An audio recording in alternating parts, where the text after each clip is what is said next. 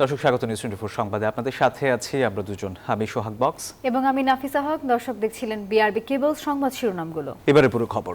যারা গণভোটের দাবিতে আন্দোলন করেছে তারা সংসদ নির্বাচন বানচালের ষড়যন্ত্র করছে, এমন অভিযোগ করেছেন বিএনপি মহাসচিব মির্জা ফখরুল ইসলাম আলমগীর।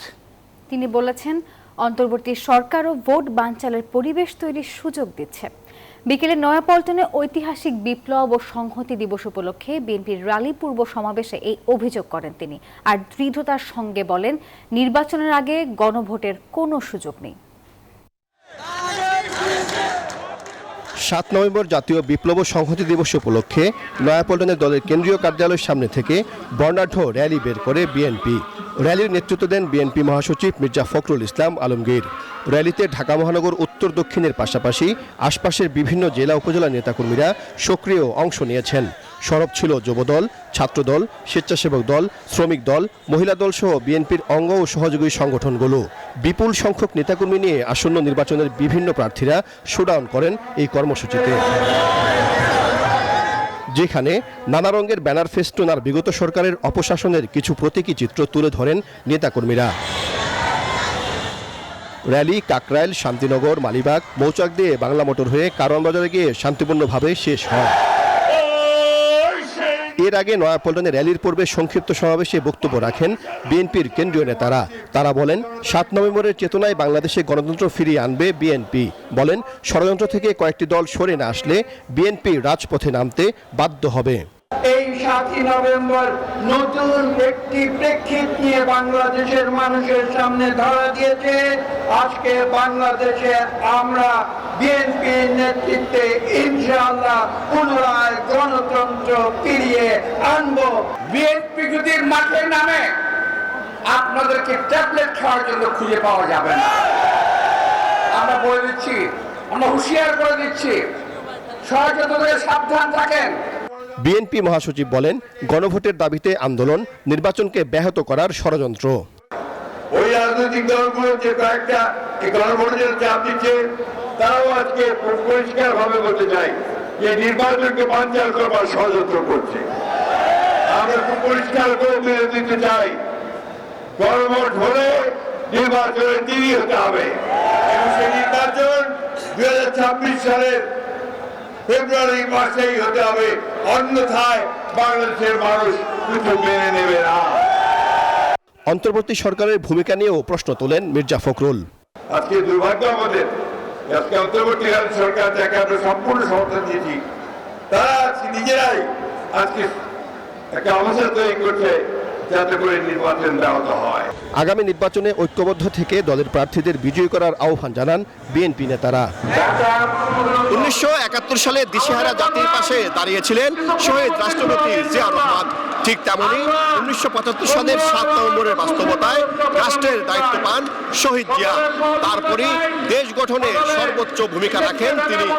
তার দল বিএনপি আগামী দিনে বাংলাদেশে যে কোনো সংকট সম্ভাবনায় সামনে থেকে লড়াই চালিয়ে যাবে বলে জানিয়েছে দলটির নেতারা। সাইফুল ইসলাম, নিউজ 24, নয়াপল্টন, ঢাকা। শোভাযাত্রায় বিএনপির লাখো নেতাকর্মীদের উপস্থিতি পরিণত হয় বিএনপির নির্বাচনী শোডাউনে। নেতাকর্মীরা বলছেন, জাতীয় বিপ্লব ও সংহতি দিবসের চেতনাকে ধারণ করে ভবিষ্যৎ বাংলাদেশ বিনির্মাণের দিকে এগিয়ে যাবে বিএনপি। আর আসন্ন নির্বাচন বানচালের সব চেষ্টা রুখে দেওয়ার প্রত্যয়ে পল্টন মগবাজার হয়ে কারওয়ান বাজারে শেষ হয় বিএনপির ৭ নভেম্বরের র্যালিটি। কারাগারের প্রতিকৃতি, তার ভিতরে পালিয়ে যাওয়া ফ্যাসিস্ট শেখ হাসিনার অবয়ব। এই চিত্র বলে দেয় আগামীর বাংলাদেশে স্বৈরাচারের ঠাঁই নেই। বিএনপি আয়োজিত জাতীয় বিপ্লব ও সংহতি দিবসের র্যালিতে বাহারি রঙের শোভা। দেশের বিভিন্ন প্রান্ত থেকে মিছিল এসে ঠেকেছে নয়াপল্টনে। আর সবার চোখে মুখে আগামীর স্বপ্ন। ৭১ পরবর্তী সময়ে দেশের মানুষের আকাঙ্ক্ষা ছিল উপেক্ষিত। সেটি 1975-এর ৭ নভেম্বর জাতীয় বিপ্লব ও সংহতি দিবসের মধ্য দিয়ে পূর্ণতা পায়। আমাদের যেই চাওয়াটা, নাগরিক অধিকার নিশ্চিত হোক, মানবিক একটা বাংলাদেশ হোক, আর প্রত্যেকটা মানুষ তাদেরকে যেন আমরা জননিরাপত্তা প্রদান করতে পারি। আমার মনে হয় সেই উদ্দেশ্যে আমরা সবাই এগিয়ে চলছি। এই দিনটিকে বিএনপি সিপাহী জনতার আন্দোলনের দিন হিসেবে পালন করেছে, কিন্তু গত 17 বছর ফ্যাসিস্ট বিএনপিকে এইভাবে কোনো প্রোগ্রাম করতে দেয়নি। যারা সেদিন এই সিপাহী জনতা মিলে যারা জিয়াউর রহমানকে বন্দি দশা থেকে মুক্ত করেছে, তাদেরকে আমরা বিনম্র শ্রদ্ধা জ্ঞাপন করছি। বর্ণাঢ্য এ র্যালি শান্তিনগর হয়ে মৌচাক থেকে মগবাজারের দিকে এগিয়ে যায়। দেশের ভবিষ্যৎ বিনির্মাণে আসন্ন নির্বাচনে দেশের জনগণ বিএনপিকে বেছে নেবে, এমন প্রত্যাশা দলের নেতাকর্মীদের। সকলে মিলে আমরা সবাই যেন সমস্ত বিশৃঙ্খলতার বিরুদ্ধে রুখে দাঁড়িয়ে একটি নতুন বাংলাদেশ বিনির্মাণ করতে পারি। তারা বাংলাদেশে বসে বিদেশি প্রভুদের ষড়যন্ত্রের মাধ্যমে তারা বাংলাদেশের নির্বাচনকে পিছিয়ে দেওয়ার অপচেষ্টা করছে। বাংলাদেশের মানুষ কখনো এটা মেনে নেবে না। সুন্দর বাংলাদেশ বিনির্মাণে বাংলাদেশ জাতীয়তাবাদী দল বিএনপির বিকল্প নেই বলেও মনে করেন র্যালিতে অংশ নেয়া নেতাকর্মীরা। র্যালিটি মগবাজার থেকে বাংলা মোটর হয়ে কারণ বাজারে গিয়ে শেষ হয়। সিপাহী জনতার ঐতিহাসিক বিপ্লব দেশের তৎকালীন রাজনীতির ব্যবস্থার পরিবর্তন করে দেশ ও জাতিকে নতুন পরিচয়ে অভিষিক্ত করেছিল। এ চেতনা ভবিষ্যতে ধরে রাখার প্রত্যয় বিএনপি নেতাকর্মী ও সাধারণ মানুষের।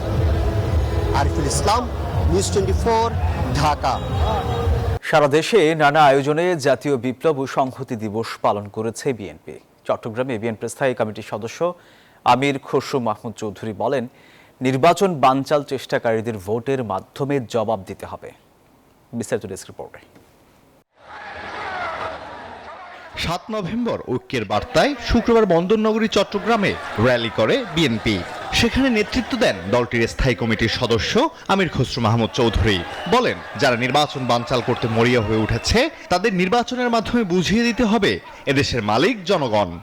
যারা বাংলাদেশের মানুষের মালিকানাকে বাধাগ্রস্ত করতে চায়, যারা ষড়যন্ত্রে লিপ্ত আছে, আবারও 7 নভেম্বরের স্পিরিটে সবাইকে ঐক্যবদ্ধ হয়ে আমাদের ওদেরকে বুঝিয়ে দিতে হবে এই দেশের মালিক বাংলাদেশের মানুষ।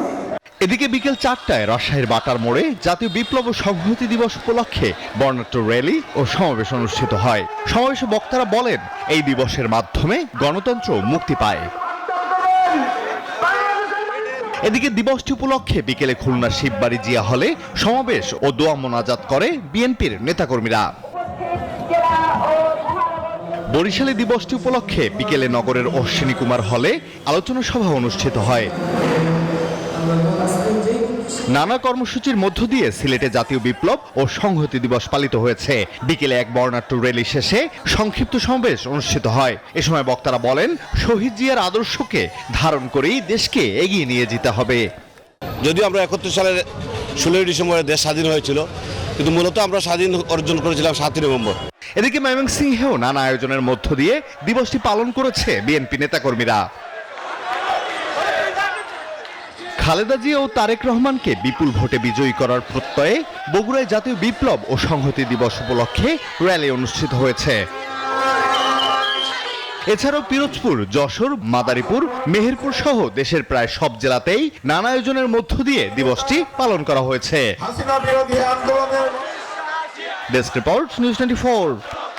জিয়াউর রহমানের তৈরি করা রাষ্ট্র কাঠামোর ওপর আজও বাংলাদেশ টিকে আছে, এমন মন্তব্য করেছেন যুব ও ক্রীড়া উপদেষ্টা আসিফ মাহমুদ সজীব ভুঁইয়া। বিকেলে জাতীয় প্রেস ক্লাবে সংহতির 50 বছর উপলক্ষে আয়োজিত এক গোল টেবিল বৈঠকে এ মন্তব্য করেন তিনি। ফরেন পলিসিতে এর পরের 50 বছরের নতুন কিছু আসলে কেউ দিতে পারে নাই, ফলে জিয়াউর রহমান যেটা করে গেছেন সেটা নিয়ে আমাদেরকে আজ পর্যন্ত কথা বলতে হচ্ছে, সেটাকেই আবার নতুন করে পুনর্গঠন করার চেষ্টা করতে হচ্ছে। কারণ নতুন কোনো ডিসকোর্স, এর পরবর্তী সময়ে বিএনপি অনেকবার ক্ষমতা এসছে, আওয়ামী লীগও ক্ষমতা এসছে, কিন্তু কেউ নতুন কোনো ডিসকোর্স আসলে দিতে পারে নাই, কিংবা রাজনৈতিক ভাবে বিরোধী দল হিসেবেও নতুন কোনো পলিসি, ফরেন পলিসি আসলে কেউ সেভাবে আসলে দিতে পারে নাই। এর আগে সকালে রাজধানীর জিয়া উদ্যানে বিপ্লব ও সংহতি দিবস উপলক্ষে বিএনপির প্রতিষ্ঠাতা জিয়াউর রহমানের সমাধিতে ফুলেল শ্রদ্ধা জানান নেতাকর্মীরা। এ সময় বিএনপি মহাসচিব মির্জা ফখরুল ইসলাম আলমগীর অভিযোগ করেন, গণ অভ্যুত্থানের পরও গণতন্ত্রকে ধ্বংস করতে নানা চক্রান্ত চলছে। 7 নভেম্বরের চেতনায় উজ্জীবিত হয়ে সব ষড়যন্ত্রের বিরুদ্ধে সবাইকে ঐক্যবদ্ধ থাকার আহ্বান জানিয়েছেন তিনি। বিস্তারিত থাকছে রিপোর্টে। 7 নভেম্বর জাতীয় বিপ্লব ও সংহতি দিবসে ফুলেল শ্রদ্ধা জানাতে শহীদ রাষ্ট্রপতি জিয়াউর রহমানের সমাধিতে নেতাকর্মীদের ঢল। শুক্রবার সকালে মিঠে রোদ পেরিয়ে সমাধিস্থলে এসে মিলিত হয় সব মিছিল, স্লোগান। বিএনপি মহাসচিব ফখরুল ইসলাম আলমগীরের নেতৃত্বে শ্রদ্ধার মিছিলে ছিলেন সিনিয়র যুগ্ম মহাসচিব রুহুল কবির রিজভী, স্থায়ী কমিটির সদস্য সালাউদ্দিন আহমেদ সহ কেন্দ্রীয় নেতারা। সমাধিতে ফুলেল শ্রদ্ধা জানান তারা। মাগফিরাত কামনা করা হয় তার আত্মার। শ্রদ্ধা নিবেদন শেষে গণমাধ্যমের সাথে কথা বলেন বিএনপি মহাসচিব। জানান, রাজনৈতিক ব্যবস্থা সহ রাষ্ট্রের বহু বিষয়ে আমূল সংস্কার আনেন জিয়াউর রহমান। বলেন, গণ অভ্যুত্থানের পর থেকে গণতন্ত্রকে ধ্বংসের পায়তারা করছে একটি মহল। এই গণ অভ্যুত্থানের পরে যখন বিভিন্ন রকম ভাবে একটা প্রচেষ্টা চক্রান্ত চলছে এই গণতন্ত্রকে আবার ধ্বংস করার জন্য, সেই মুহূর্তে এই 7ই নভেম্বর বিপ্লব ও সংহতি দিবস আমাদেরকে সেই পথেই যেতে উৎপাদিত করে, যে পথে সত্যিকার অর্থে আমরা বাংলাদেশে গণতান্ত্রিক রাষ্ট্র নির্মাণ করতে পারবো, একটা সমৃদ্ধ রাষ্ট্র নির্মাণ করতে পারবো, জনগণের ভোটের অধিকারকে নিশ্চিত করতে পারবো। এর আগে বিএনপি চেয়ারপারসনের উপদেষ্টা আমানুল্লাহ আমান গণতন্ত্র প্রতিষ্ঠার প্রত্যয় জানিয়ে নির্বাচন বিরোধী সকল ষড়যন্ত্র রুখে দেওয়ার হুঁশিয়ারি দেন। দেশে যে অরাজকতা ছিল, দেশে যে নৈরাজ্য ছিল, দেশে যে খুন, রাহাজানি, গুমের রাজনীতি ছিল, সেটার মূলোৎপাটন করে সেই 7ই নভেম্বরের চেতনাকে ধারণ করে ভবিষ্যতে একদলীয় শাসনের পরিবর্তে বহুদলীয় গণতন্ত্র, সংবাদপত্রের স্বাধীনতা দেওয়া হয়েছিল এবং সাংবাদিকদের কথা বলার অধিকার দেওয়া হয়েছিল। বাংলাদেশের জনগণ স্বাধীনভাবে তাদের মতামত ব্যক্ত করতে পেরেছিল। এটাই 7ই নভেম্বরের মূল চেতনা। এ সময় বিপ্লব ও সংহতি দিবসে গণতন্ত্রকে সংহত রাখার জন্য সবার প্রতি আহ্বান জানান বিএনপি মহাসচিব। নাইন আল চিকো, নিউজ 24, ঢাকা। তরুণরা কেমন নেতৃত্ব দেখতে চায় তার মহড়া হয়েছে ছাত্র সংসদ নির্বাচনগুলোতে, এমন মন্তব্য করেছেন জামাতের আমির ডক্টর শফিকুর রহমান। তিনি বলেন, স্বৈরাচারকে বিতাড়িত করা তরুণেরা নতুন বাংলাদেশ বিনির্মাণে ভূমিকা রাখবে। আর জামাত ক্ষমতায় যেতে পারে এমন ইঙ্গিত দিয়ে দলের নায়েবে আমির ডাক্তার সৈয়দ আব্দুল্লাহ মোহাম্মদ তাহের বলেন, আগামী নির্বাচনে ঘটতে পারে মিরাকাল। ছাত্র শিবির সমর্থিত প্যানেল নিরঙ্কুশ সংখ্যাগরিষ্ঠতা পেয়ে বিজয় অর্জন করেছে। ডাকসু, জাকসু, চাকসুর পর রাকসুতেও শিবিরের জয়। রাজধানীর চীন মৈত্রী সম্মেলন কেন্দ্রে শুক্রবার সংবর্ধনা অনুষ্ঠানে সেই জয় উদযাপন করল শিবির। এ সময় নির্বাচিত ভিপিরা বলেন, নতুন বাংলাদেশের রাজনীতি হবে চাঁদাবাজি, দখলদারিত্ব মুক্ত। যে সকল রাষ্ট্র সংস্কার প্রস্তাবনা এসেছে গণভোটের মাধ্যমেই তা বাস্তবায়ন করতে হবে। সংস্কারের যে প্রস্তাবনা এসেছে, রাষ্ট্র সংস্কারের যে প্রস্তাবনা এসেছে, সেই সকল প্রস্তাবনা ঠিক করবে জনগণ, গণভোটের মাধ্যমে ঠিক হবে। ছাত্র শিবিরের এই জয়যাত্রায় উজ্জীবিত জামায়াত দলের নায়েবে আমির ডাক্তার সৈয়দ আব্দুল্লাহ মোহাম্মদ তাহের বলেন, আগামী নির্বাচনে ঘটতে পারে মিরাকল। বিশ্ববিদ্যালয়ের যে রিফ্লেকশন, এটাই বাংলাদেশ হবে এবং আগামী নির্বাচনে তারই প্রভাবে আর একটি মিরাকল হতে পারে। আমরা এটা দৃঢ়ভাবে বিশ্বাস করি, ইনশাআল্লাহ।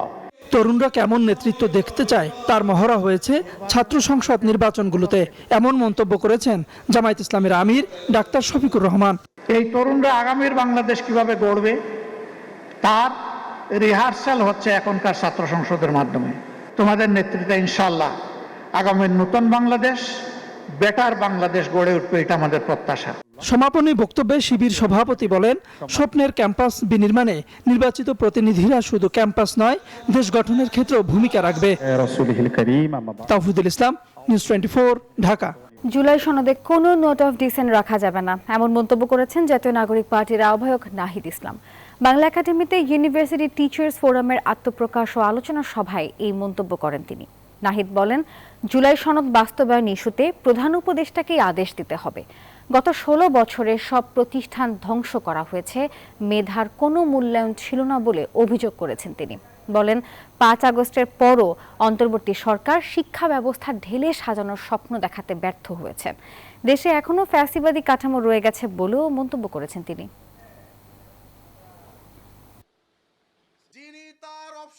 জুলাই সনদের এই অর্ডারটা ডক্টর মোহাম্মদ ইউনূসকে দিতে হবেন গণ অভ্যুত্থানের জায়গা থেকে। এবং জুলাই সনদের নোট অফ ডিসেন্ট বলে কিছু থাকবে না। আমরা যা ঐক্যমত হয়েছে সেটা জনগণ বাকিটা ঠিক করবে, জনগণ যদি বলে সেগুলাই বাস্তবায়িত হবে। সেই সকল বিবেচনায় আমরা আশা করি খুব দ্রুত সময়ের মধ্যে জুলাই সনদের আইনি ভিত্তির মাধ্যমে আমরা নির্বাচনের দিকে যাব। নির্বাচন ফেব্রুয়ারির প্রথমার্ধেই হবে ফের জানিয়েছেন প্রধান উপদেষ্টার প্রেস সচিব শফিকুল আলম। নির্বাচন নিয়ে যারা বিভ্রান্তি ছড়াচ্ছেন তারা স্বৈরাচারের দোসর বলেও মন্তব্য করেছেন তিনি। সকালে নেত্রকোনায় সাংবাদিকদের সাথে মত বিনিময় সভায় এসব কথা বলেন প্রেস সচিব।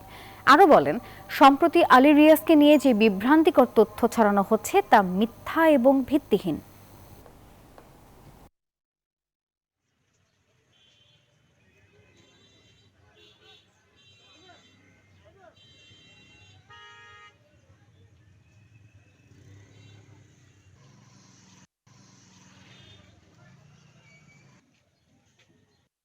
নির্বাচন নিয়ে কোনো বিভ্রান্তি নাই।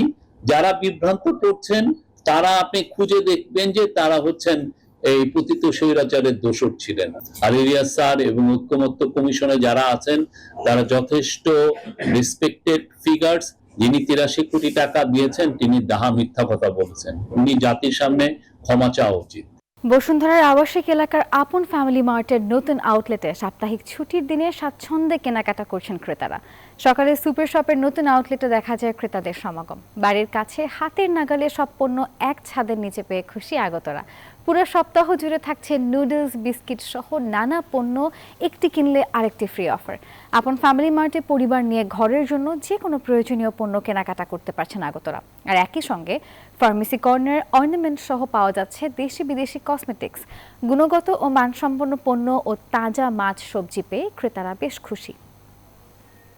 বাইরের যে প্রোডাক্টগুলো, দেশের বাইরের বিদেশি প্রোডাক্টগুলো এখানে পাওয়া যায়, তো এগুলার চাহিদা বেশি, তো আমাদের এগুলা লাগে, এগুলো এখানে পাই, সেজন্য সবসময় আসা হয় আর কি।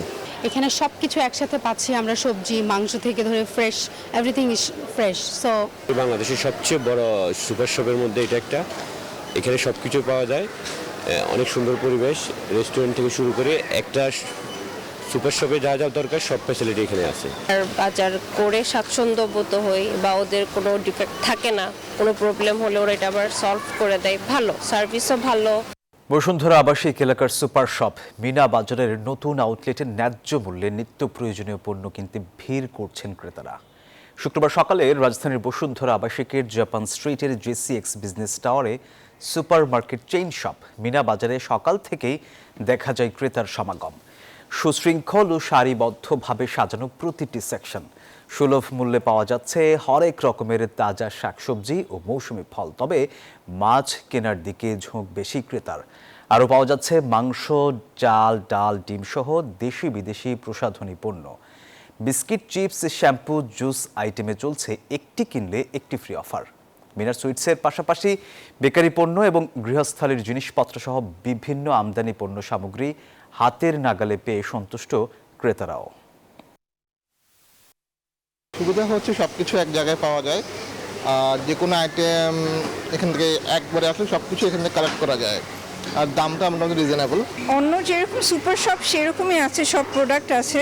মূলত আমি সবজিটা কিনতে নিয়ে এসছি আর কি। আমি সবসময় মিনা বাজারের ফ্যান, আমি সবসময় সব কিছু মিনা বাজার থেকে কিনি। আর আমার বাসা যেহেতু বসুন্ধরা এবং ই ব্লকে, তো আমি সবসময় আসি। আবার এদের অনলাইন সার্ভিসও আছে, যখন আমি আসতে না পারি আমি অনলাইনে অর্ডার করি, টাইমলি সব পৌঁছায় যায় এবং আমি খুবই স্যাটিসফাইড ক্লিনলিনেস, হাইজিন নিয়ে। আমরা ধরেন উইকলি একবার আসা পড়ে, আর এখানে মোটামুটি অনেক কিছুই ভালো পাওয়া যায়, বাট সবজিটা যদি আর একটু ফ্রেশ ভালো হয় তাহলে ভালো। উইকেন্ডে ইউজুয়ালি ভালো থাকে। ইন্দোনেশিয়ায় মসজিদের ভেতর বিস্ফোরণে অন্তত 54 জন আহত হয়েছে। শুক্রবার দেশটির রাজধানী জাকার্তায় একটি স্কুল ভবনের মসজিদে এই ঘটনা ঘটে। আহতদের বেশিরভাগই ছাত্র ছিল বলে জানিয়েছে স্থানীয়রা। প্রত্যক্ষদর্শীদের মতে স্থানীয় সময় দুপুরে খুতবা শুরুর ঠিক আগে দুটি বিকট শব্দের বিস্ফোরণ হয়। মুহূর্তেই পুরো এলাকায় আতঙ্ক ছড়িয়ে যায়। বিস্ফোরণের কারণ এখনো জানা যায়নি, তবে তদন্ত চলছে বলে জানিয়েছে পুলিশ। সাবেক নির্বাচক মঞ্জুরুল ইসলাম মঞ্জু সহ নারী ক্রিকেটের দায়িত্বে থাকা বেশ কজনের বিরুদ্ধে যৌন নিপীড়ন সহ বেশ কিছু গুরুতর অভিযোগ করেছেন সাবেক অধিনায়ক জাহানারা আলম। আর অভিযোগ তদন্তে কমিটি গঠন করেছে বিসিবি। এদিকে দ্রুত তদন্ত শেষ করে দোষীদের বিরুদ্ধে দৃষ্টান্তমূলক ব্যবস্থা নেওয়ার দাবি জানিয়েছে ক্রিকেটারদের সংগঠন কোয়াব। বাংলাদেশ নারী ক্রিকেট দলের অভিজ্ঞ পেসার ও সাবেক অধিনায়ক জাহানারা আলমের বিস্ফোরক অভিযোগে কাঁপছে দেশের ক্রিকেট অঙ্গন।